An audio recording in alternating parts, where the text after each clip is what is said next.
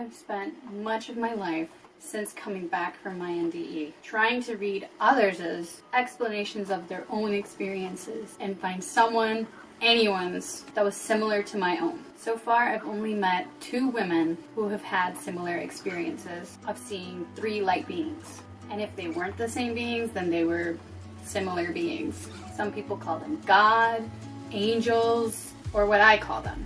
I call them light beings of love. They are conscious and very much alive, so I call them beings. And when in their presence, others as well as myself feel an overwhelming amount of love. These beings are often described as very bright and hard to see, if they even have any features that you can see. They don't often have features of a regular person, like you and I have a nose and a mouth. They don't really need those in spirit form. So if you are not expecting them to appear how you want them to appear, then they appear as pure light and energy in the shape of a person. They have to hold your attention somehow, especially while you are in spirit form or full pure energetic form, because where your attention goes, your energy goes. Joe Dispenza quotes this a lot. In his studies, he has noticed a pattern. Where people put their attention is where they put their energy.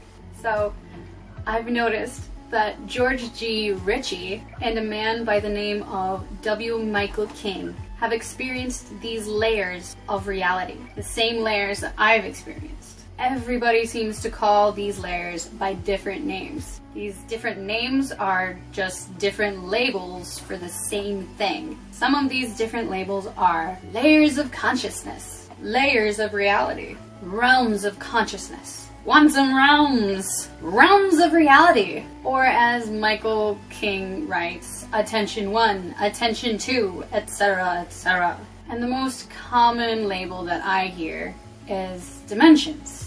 Different dimensions. I'll explain W. Michael King's explanations for these, or descriptions for these realities, because his seem the easiest to explain. Then I'll go on to George Ritchie's explanations, because they are more in-depth. Throughout the explanations, I'll describe some of my own experiences in relation to theirs. W. Michael King explains that there are different attentions to reality, if I'm even explaining this correctly.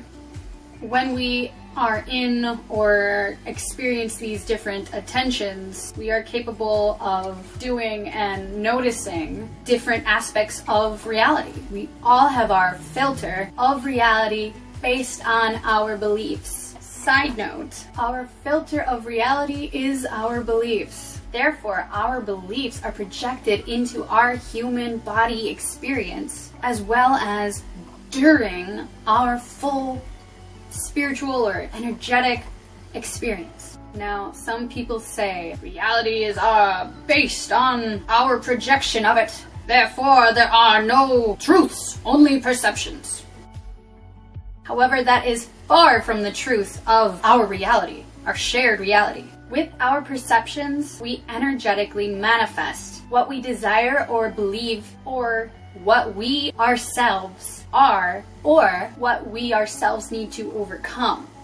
This is what we draw to ourselves in both this human body as well as the energetic spiritual form we return to being after our spirit or consciousness leaves this body. Therefore, if there's a pattern occurring in your life that you wish to change, ask yourself, what must I learn or overcome in order to stop this pattern from occurring? How must I change? Then it will stop. There are universal truths that all humans have different perspectives and beliefs will come to note after time. We all arrive at the same universal truth, regardless of our perceptions.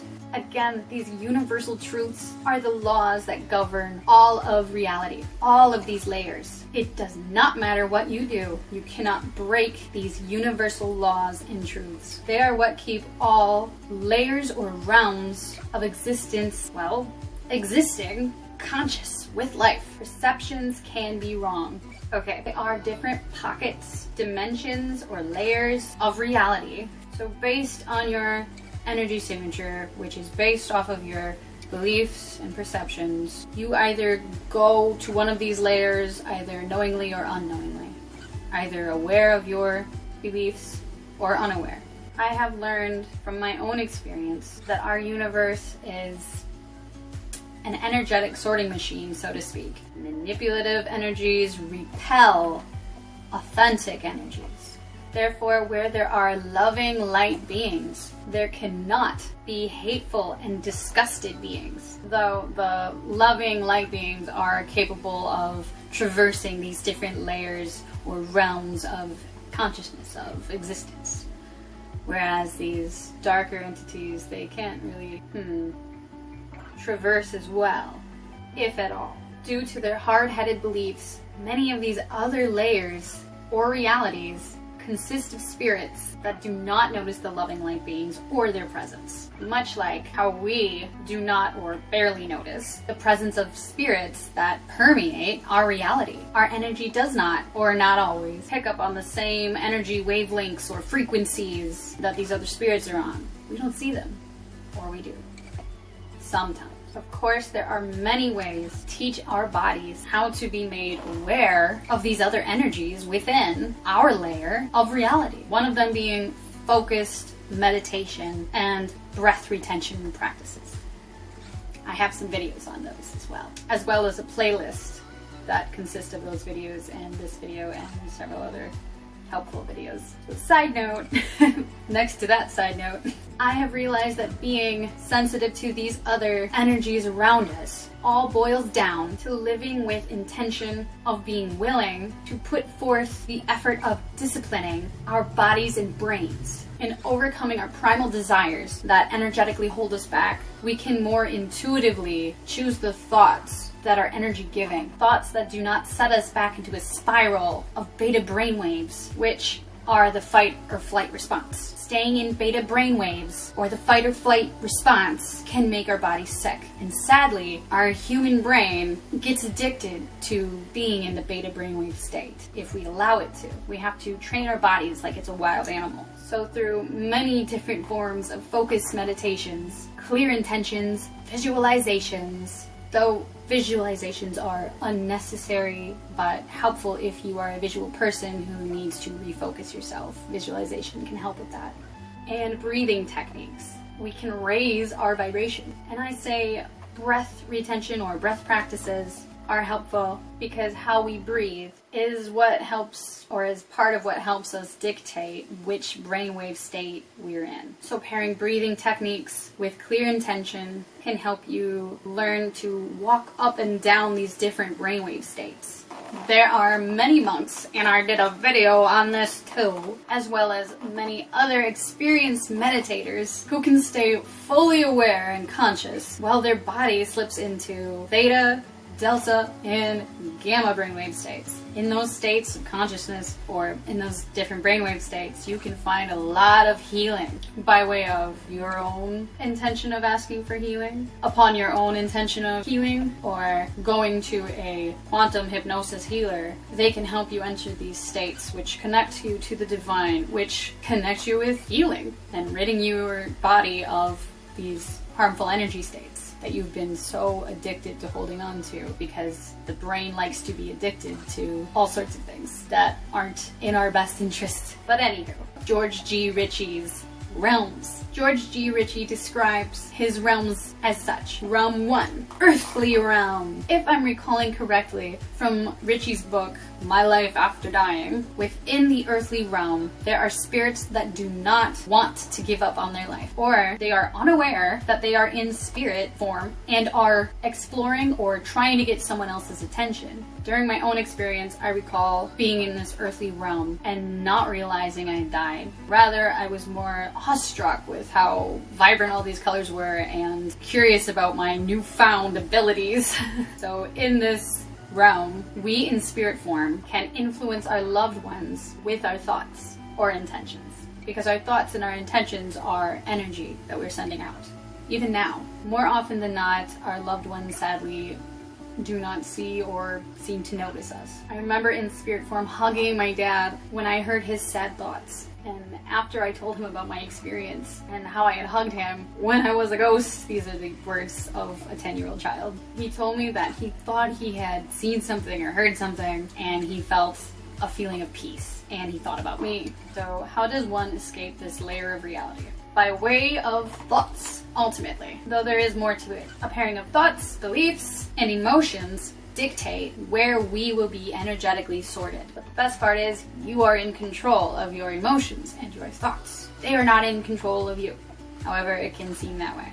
So if you are a spirit in the earthly realm and you do not wish to leave your loved one's sides, you will stay in the earthly realm, whilst the loving light beings that wish to guide you and wish to help you will be waiting for you to open up energetically to learning more. And being in this earthly realm, you won't really notice them, if at all. And the way that you would notice them is if you see a prick of light. Then traversing all of these layers up to them, traversing all these dimensions up to them, that prick of light grows bigger and bigger and bigger until you are within that layer of consciousness. But anyway, as soon as you desire to learn more about how you may help your loved ones in this earthly realm, and you wonder about other ways of existing, you may find yourself making contact with these light beings, or perhaps going to the next realm. Or another realm, going back and forth throughout the realms. You're allowed to do that. You have free will. So realm 2, George Ritchie describes as purgatory, ? And Ritchie explains this realm as the layer slightly more separated from the earthly realm. This is where spirits with strong beliefs sort themselves, whether knowingly or unknowingly. Spirits in this realm consisted of people who had strong beliefs of what their afterlife would look like. Or be people that had many religious or spiritual beliefs were energetically holding themselves here in that purgatory realm. They were unaware of the light beings trying to reach out to them, much like how in the earthly realm our family members in human body more often than not do not notice us trying to reach out to them. We're just not in the same layer of consciousness. We can send out little bits of energy, and sometimes it doesn't always reach someone, or it reaches them and they brush it off. Within this realm, there were people that were happy and also people that were more sad or less happy. They weren't depressed, but they weren't the happiest that they could be. They were more so content and just whatever. They were okay with what was going on. If this was going to be their eternity, so be it. These people were not energetically mixing with one another. Though they existed they coexisted with each other either knowingly or unknowingly. In these realms, these spirits manifested and brought about these great cityscapes and parks and forests, just like that of Earth, except more celestial. All of them were welcome to traverse each other's different manifestations within this realm. Very similar to how it is here on Earth. This realm was more energy, less, physical or material. Even though it had materials, the materials, you could tell. You just knew that these weren't physical materials like that of being in the human body experience. Overall, there seemed to be this, human perception of contentedness about this realm. So realm 3, what he calls hell. I personally call it finally experiencing the state of one's personal, self-destructive, and violent beliefs.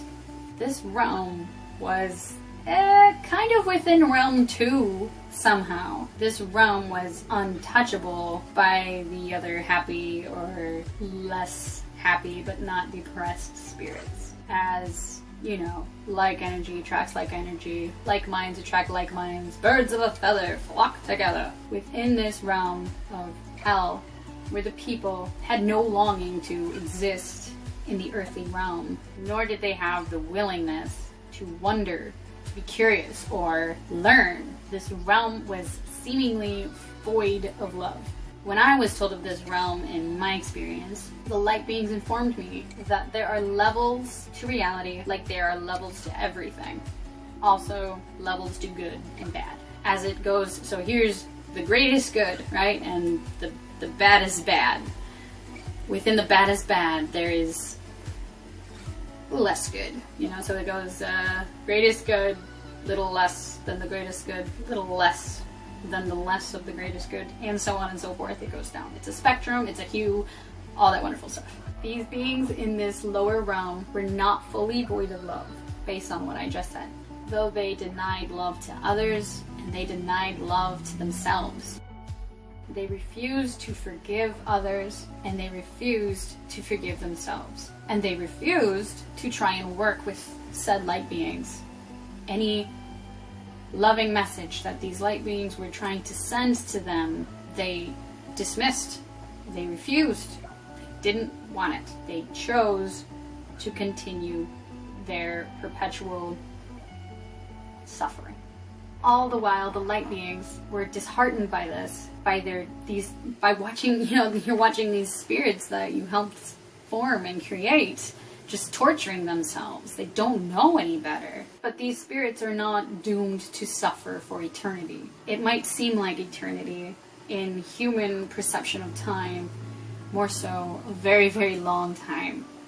They will suffer by their own hand. That's why these spirits continue to reach out to them. And eventually, these spirits that are creating their own hell will understand. They'll actually listen to one of these thoughts, and in doing so, they'll be able to notice the light beings and work with them and transcend. So only as long as they continually fuel their rage, agony, and refuse help or good thoughts that the light beings transmit to them, will these people suffer. People that had killed themselves or offed themselves out of a vengeful state of being, like, I'll show you, and then hurt themselves so much so that they cannot re-enter their body and they have to exist as a consciousness outside of their body, usually end up in their own version of hell that they are creating for themselves out of their very vengeful, angry, bitter, judgmental, manipulative, sexually obsessive, etc., etc.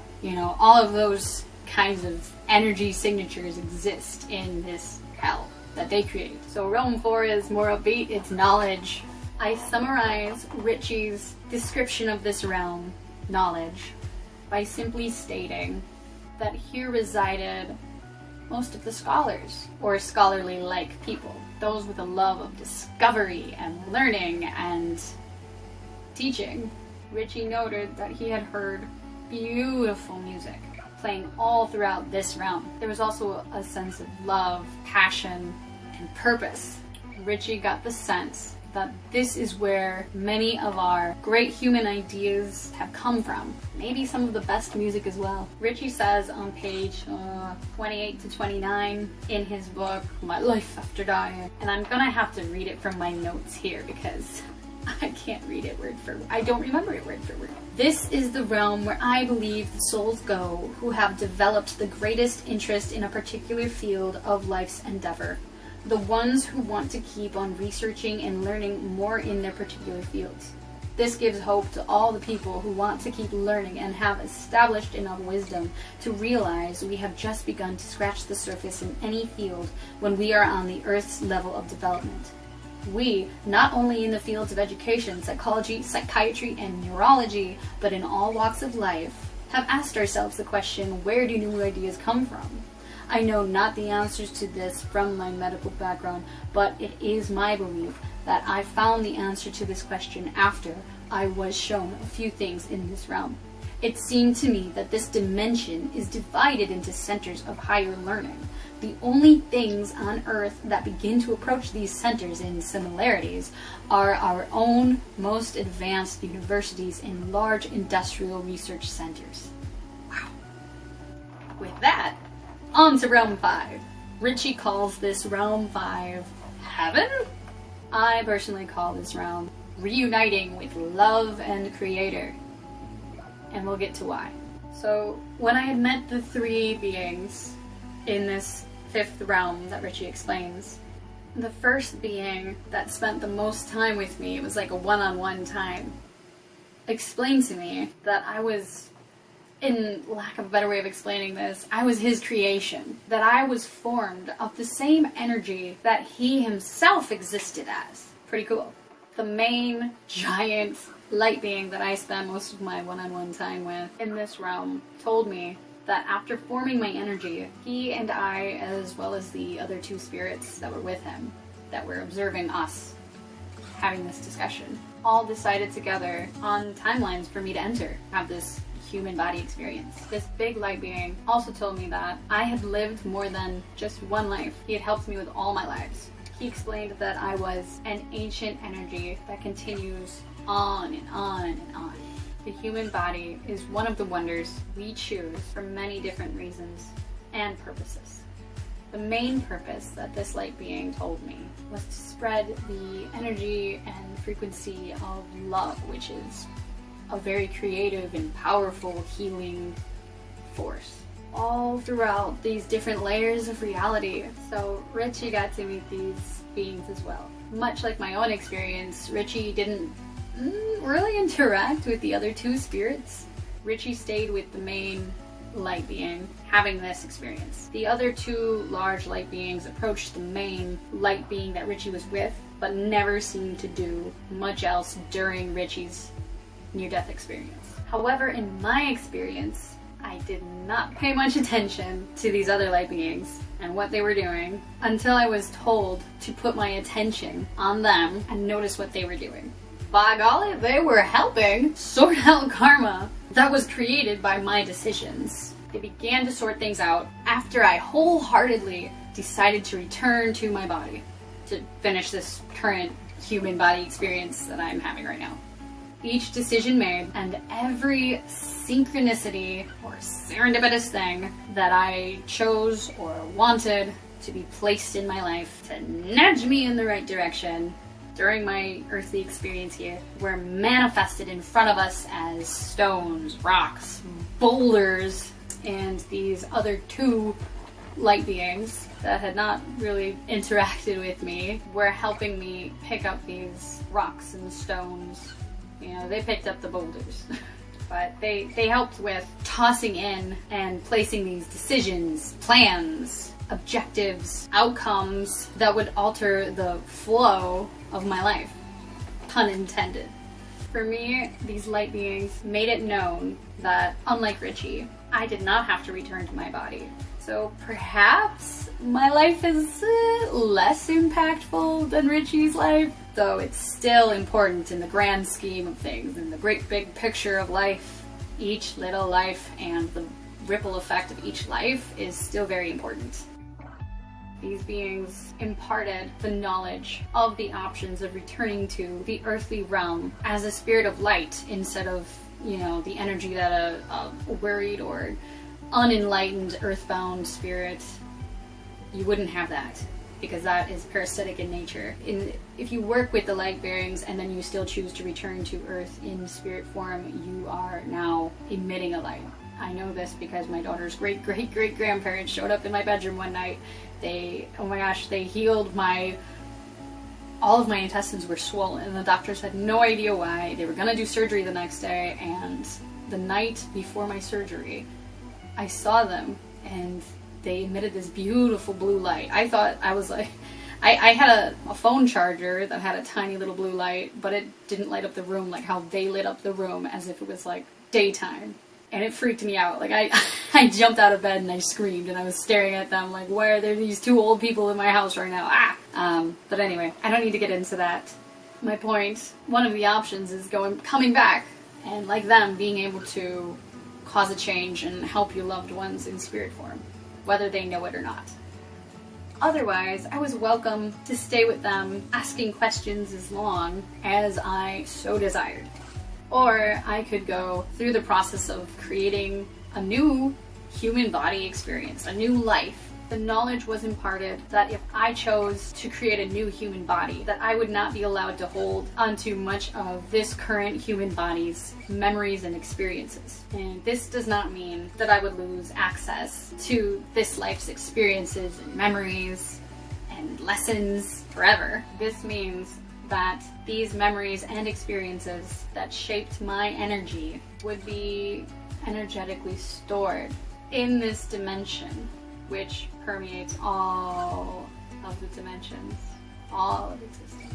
It would hold me back to remember every little thing about this current human body experience. This is why we can still recall past lives upon request, even when we're in the human body. Though it is not always necessary to recall past lives, as every human body experience is different.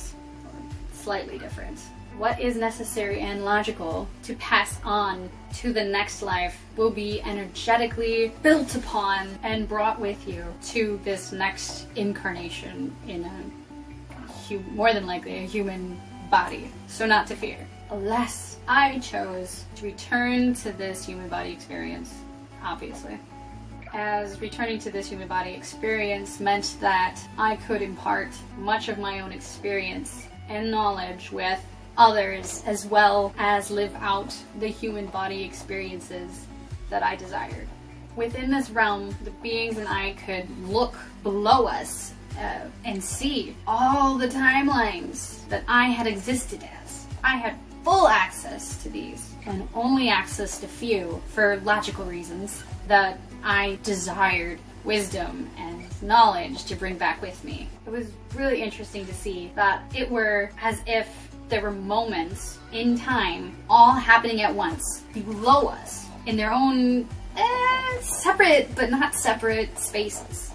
And it was also interesting that choices in one life affected the choices by kind of bleeding the energy, kind of the karma, bled that was unfinished, the karma that was unfinished, or lessons that were not learned or overcome, or lessons that, anyway. Those kind of bled into the next life and influenced the circumstances of the next, leading all the way up to my current human body experience. So if you stuck around this far, listening or watching, whichever, thank you. Thank you for staying curious with me, and thank you for being present.